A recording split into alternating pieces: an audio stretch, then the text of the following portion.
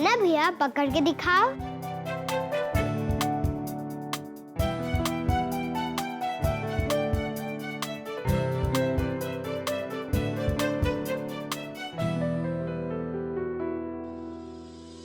अरे पीहू, हमार पेंसिल केने बा? भैया हमके नहीं के पता। अरे इजा तो रखत रहला, तू लिखत रहलुआ। भैया पेंसिल लागत बाकी लिखत लिखत थक गइल बा और जाके कहीं सूत गइल बिया।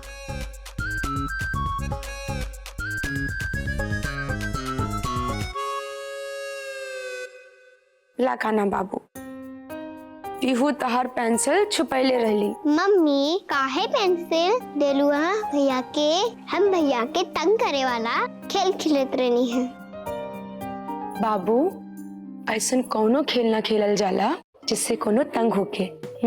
समझ गई लुनू। चला अब चल के आराम करा और खराब काम ना करे के चाहिए। मम्मी आज खराब आदमी के पकड़े खातिर पुलिस आए रहे नु घर पर। हाँ कान्हा बाबू, देख ले लो पीहू, अगर बुरा काम करबू तो पुलिस पकड़ के ले जाई, अच्छा काम करू तो मामी लइका तारा के पुलिस सैल्यूट करी। हाँ कान्हा बेटा, जब केहू अच्छा काम करेला नु तो ओकरा के सिर्फ पुलिस ही ना बाकी सब जन भी सैल्यूट करेला। पीहू बाबू चल के सब समेटा।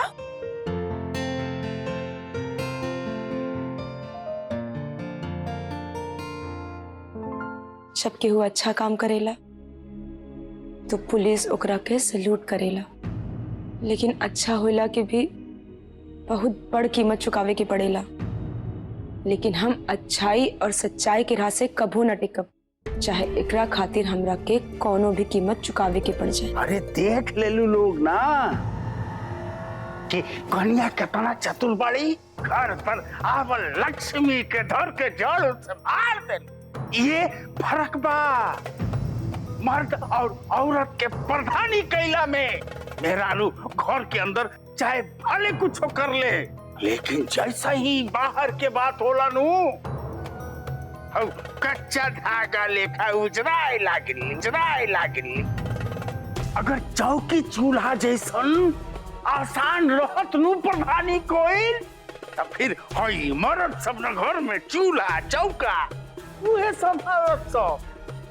एक बात बताओ, अब तुम लोग भी एक बात बताओ, दिल पर हाथ रख के बोला लोग कि हम जब तक प्रधानी कहनी ये घर में का कौनो चीज के तकलीफ भइल।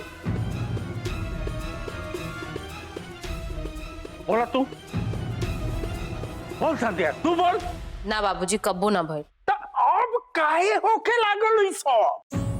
कन्या से रउआ लेकर प्रधानी कल जाई। हाँ, राउर राज में सब कुछ भरल पुरल रहत रहल है, और रसोई घर में भी 4 गो बर्तन में 3 गो बर्तन खालिए रहेला और चौथा बर्तन में पेनी में कुछ लगा रहेला बस। अब बाबूजी वाला प्रधानी वाला राज मिली है घर में।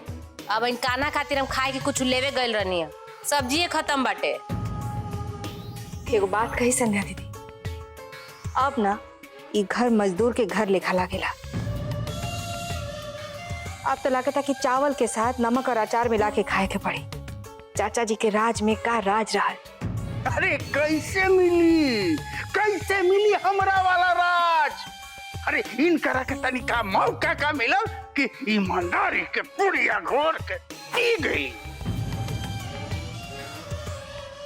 ये जो सारा कहना न पुलिस के जे हाथ लाग गई, अगर वो तारा लोगिन के मिलल रहत नु तो तू लोग महारानी जैसे ओकरा पहन के घूम तू छम छम छम छम। सब कन्या के कारण भइल बा, कन्या के कारण। अरे उनकरा तो तारा लोगिन से कुछ लेवी ही देवी के नहीं खे कुछ ना। अगर लेवी देवी के बा हम ईमानदारी के गठरी पर बैठ के जहाज लेखा ना उड़ती।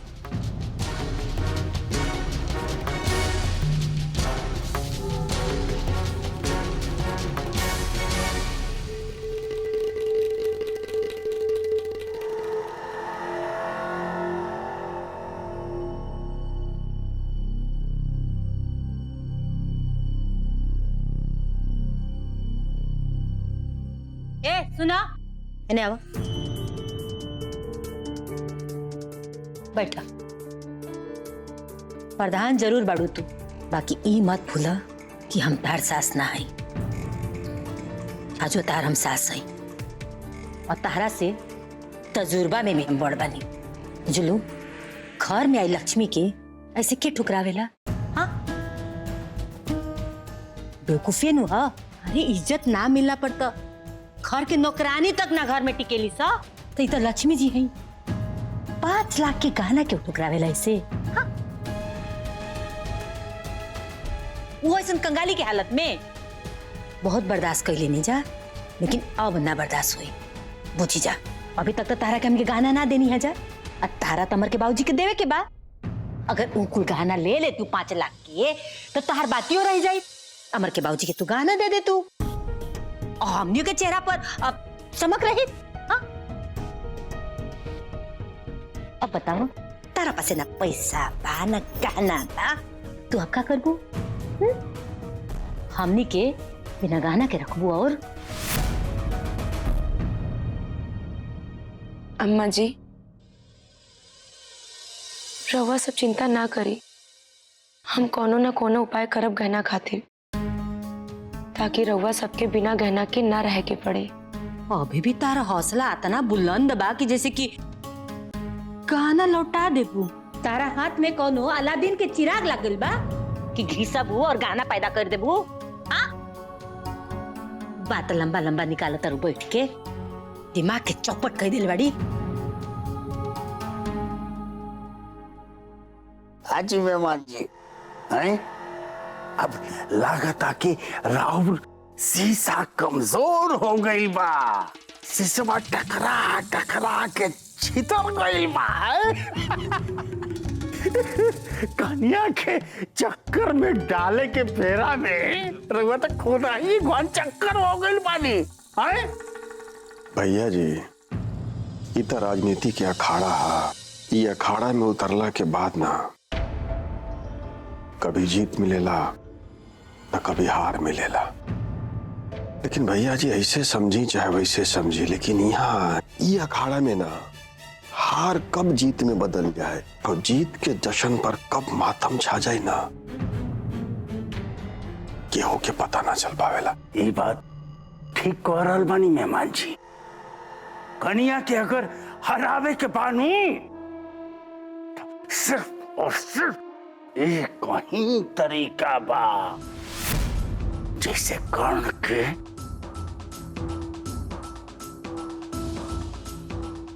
अर्जुन हरैले रहे, और अब कन्या के हरावे खातिर जब योद्धा बराबर के होला, तो फिर सदाचार ना, छल से ही दुश्मन के परास्त कल जाला। और फिर अब कन्या के हराने खातिर भी छल के ही बल के रूप में प्रयोग करे के पड़ी।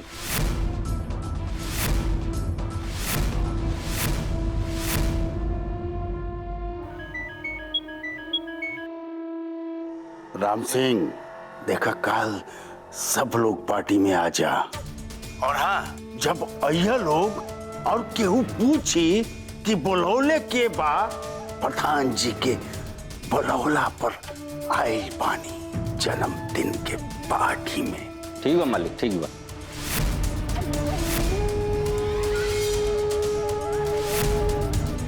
भैया जी, वैसे ही राम सिंह के यहाँ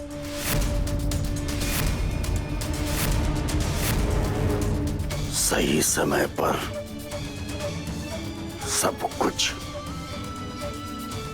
सही सही पता चल जाए, लेकिन रहुआ तो हमार जिगर के टुकड़ा है, टुकड़ा। रहुआ से हम का छुपाई? नहीं,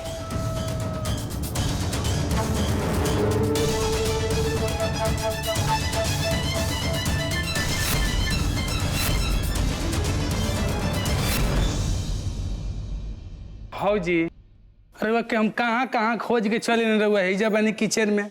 का बात बा बबुआ जी? हम रउआ के तो कुछ लेके आइल बनी। हमरा खातिर? हाँ, हमरा खातिर का ले आइल बानी? रउआ जवन धर्म संकट में पड़ल बनी नु उस समस्या के हल लेके आइल बनी। का? भौजी आज रउआ जवन सोनार के साथे कहनी हनु वो सब देख के ईमानदारी के चाचा रउआ आज हर घर में हो रहल बा, जबकि रउआ पता बा हमरो पता बा कि रउआ उ गहना की बहुत जरूरत रहे, फिर भी रउआ उ गहना के ना लेके रउआ मना कर देनी। लेकिन दुख तो एक बात के रह गल कि ये सब जानला बुझला के बाद भी हम रउआ खातिर कुछ करना पड़नी, चुपचाप बैठल रह गई। बबुआ जी अब रउआ और का कर सकत आनी? ठीक कहा तानी भौजी रउआ, लेकिन हम जौन लेके अभी आइल बनी नु रउआ समस्या ऐसे हल हो जाए। हमरा डर भी लागत रहे कि रउआ के हम बिना पूछले सोचले समझले लेके आइल बानी, लेकिन हम जौन कुछ भी कैले बानी एगो देवर होके के नाते कैले बानी भौजी। बबुआ जी अब का बात बा रउआ हमरा के बताई कि ऐसे हमरा के गोल गोल घुमावत रहब? हमरा के बहुत काम करे के बाद हम अभी दिखाओ तनी देखी।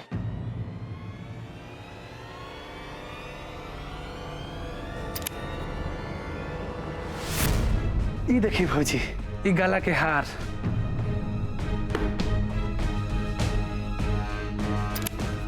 ये देखिए भौजी चैन,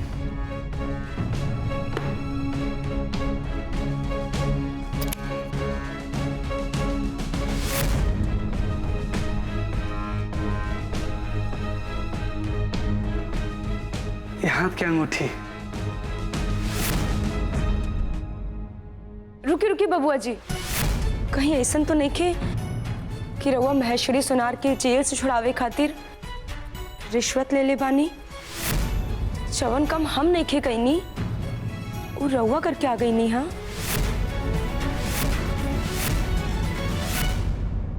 दुल्हन तू कहे लुकूच और करे लुकूच। हाँ, तारा काला पर दोनों माई बेटी हमनी के गहना निकाल के दे देनी जा और कन्या के काला पर फिर वापस कह देलू है। तारा बहाना कर ही के रहला तो कह दे तू। चाची जी रउआ अपन पतों के सीधा साधा समझ ले बानी का?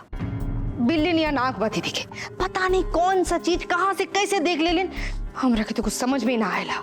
उनकर तो आदत बाटे ताकत झाकत रहेली। मोहिनी भाभी ए बे ना हमनी के गहना ऐसे छुपावल जाए कि ऊ ना देख ना पाई है और ना पता चल पाई। हमरा तो बुझात हनु एक घर में गहना के वजह से बहुत बड़का कांड हुई। वो हमनी से गहना मांगी है और हमनी के देव जाना। एक बात पर होई ये घर में बहुत बड़का कांड। अब तो बस ई सोचे के बा कि कन्या प्रधान के गहना मिले के ना चाहिए बस। संध्या दीदी एक बात कहीं का, हमका कहत रहने कि ए बेरी के अगर ही हमनी के जेवर दीदी के कमरा में छुपा दिया जाओ तो? नहीं मतलब दीदी पूरा घर छान मरिया, लेकिन आपन कमरा में कबो न ढूंढिया का दीदी? वाह मोहिनी भाभी का दिमाग लगोले बड़ी। ये तो तू दिमाग लगौले बड़ू, एम वाला हो दुल्हन।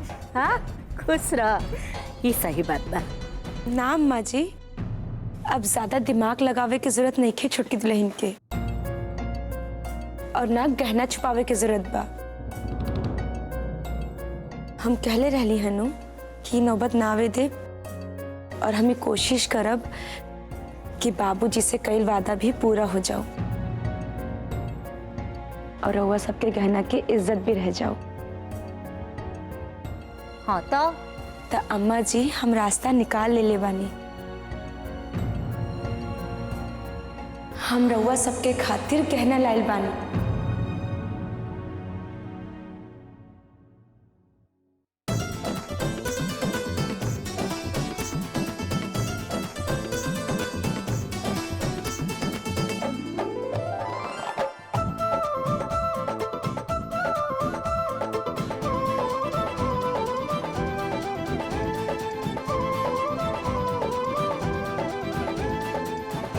अम्मा जी अरे वाह,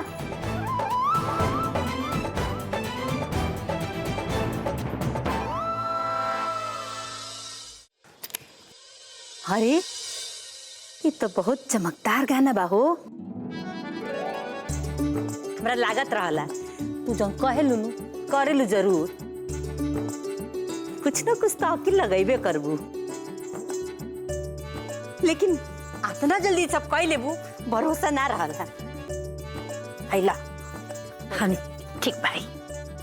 अम्मा जी, ये सब कहना से सबके इज्जत भी रह जाए जन्मदिन के दिन, और केहू बाहर के लोग ये भी ना कहिए कि तिवारी परिवार की बहू बेटी बिना गहना के बाड़ी। लेकिन अम्मा जी, एगो और बात बा जो हम रहुआ सबसे कहल चाहत बानी। कैसन बात बोला? ऐसन कौन बात बा कि हमनी के तार बात ना माने नहीं जा? हाँ, हमनी के तार बात मन में करे नहीं जा। कह वो छोटकी दुल्हन, हम ये कहल चाहतानी कि कहना से सबके इज्जत तो बच जाए, लेकिन ये सब कहना नकली बा।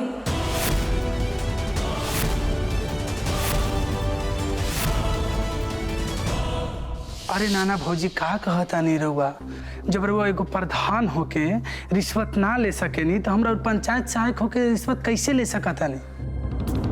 भौजी, छोट कर्मचारी तब भ्रष्ट होला जब ओकर बड़ा अधिकारी भ्रष्ट हो जाला, और ई तरह पैसा से हम लेके आइल बानी। शायद रहुआ याद नहीं के तो हम बता दी कि जब रहुआ पीहू और कान्हा के सामान लेवे खातिर जौन पैसा देले रही, हम सामान लेनी, बाकी जौन पैसा बाचल नु हम रहुआ से बिना बतैले ओकरे हम गहना लेके आइल बानी। और ये गहना तो नकली है, असली थोड़ी ना है। बबुआ जी, आजू कालू पैसा कितना दिक्कत बा, और ऊपर से रहुआ नकली गहना लेके आ गइल बानी। के पहनी नकली गहना के? हम मानत नहीं भौजी की नकली गहना है, लेकिन वह खुद बताइए कि थोड़ी देर ला रहुआ लगल है कि नकली गहना है नानू, तो हमार बात मानी ना। रहुआ गहना ली, घर के औरत लोग के दे दी, माई के वो लोग बर्थडे पे पहन ली, खुश हो जाए, और जौन ओरिजिनल गहना बा रहुआ बाबूजी के दे दे, बाबूजी भी खुश, घर के औरत लोग भी खुश। रहुआ का चाहत बानी कि हम जाके घर में सबसे कही कि अपन असली गहना हमरा के दे दे और ये नकली गहना पहन ले?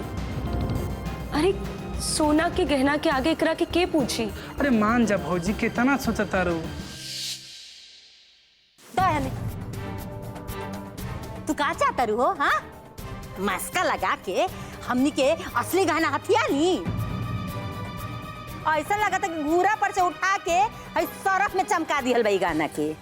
अम्मा जी, ऐसा नहीं खे कि अगर रहुआ गहना ना दे तो हम रहुआ से गहना लेवे खातिर दबाव डालब, लेकिन रहुआ सबके पता बानू, बाबूजी आजू ना तो कल ये गहना वापस ले ले। अभी तो एगो रास्ता निकलल बा, और फिर वो घड़ी न रहुआ सबके लगे असली गहना बची और न नकली। अभी तो एगो रास्ता निकलल बा, फिर ऐसा ना होके कि इज्जत बचावे खातिर इहो गहना न बचे। अरे नकली गहना से हमनी की इज्जत बाची? आइल बार हमका छत्तीसा पढ़ावे, चतुरी लाल बने जा। गहना लेके आईली है वो नकली, और पाठ पढ़ाव तरी। देखिए अम्मा जी, रहुआ जन्मदिन के पार्टी में ये जरूरी नहीं खेनू कि कोनो जोहरी आवे जे गहना देख के बता सके कि असली गहना बा कि नकली गहना बा। अब रहुआ बताई, जब रहुआ अपने हाथ में लेके गहना ना पहचान पाईनी तो केहू दूर से देखकर कैसे पहचान पाई कि असली गहना बा कि नकली गहना बा?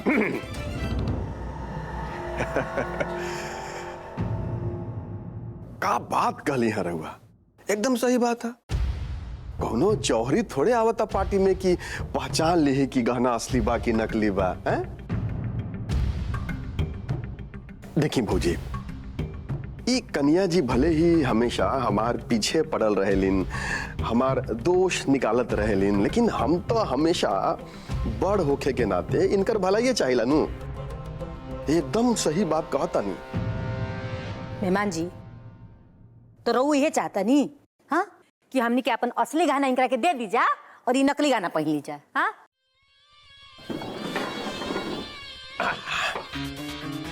अरे भौजी, का असली का नकली है?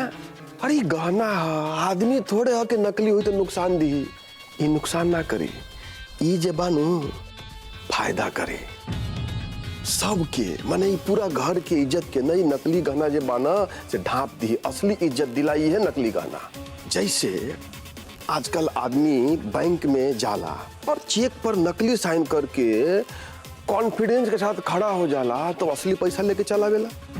ठीक वैसे ही रउआ लोगन के का करे कहा कि यह नकली गहना के फुल कॉन्फिडेंस के साथ ना पार्टी में असली समझ के पहन के जाए क्या, कोई पहचान भी नहीं करी, सबके यह लगी कि असली गहना है।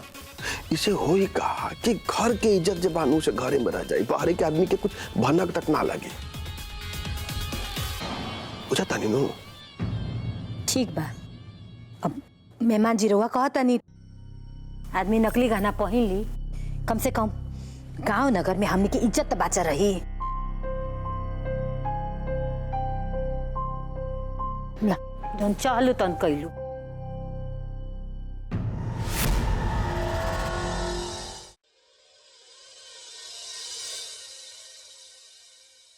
हाँ भैया जी, देख ले लीनू ई कमल किशोर मिश्रा के कमाल, मना ले लीनू भौजी के, मोहिनी जी के और संध्या जी के वो नकली जेवर पहने खातिर। अब होई ई कि वो तीनों जन नकली जेवर पहन के पार्टी में आई हन और कन्या प्रधान जी असली जेवर लेके जमा करे खातिर रउआ लगे आई हन। मेहमान जी, मेहमान जी, मेहमान जी।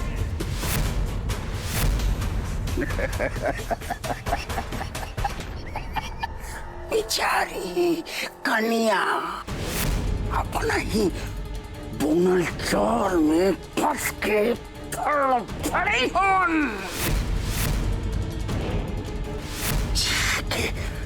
जंजाल हो जाई उनकर चल भई जा।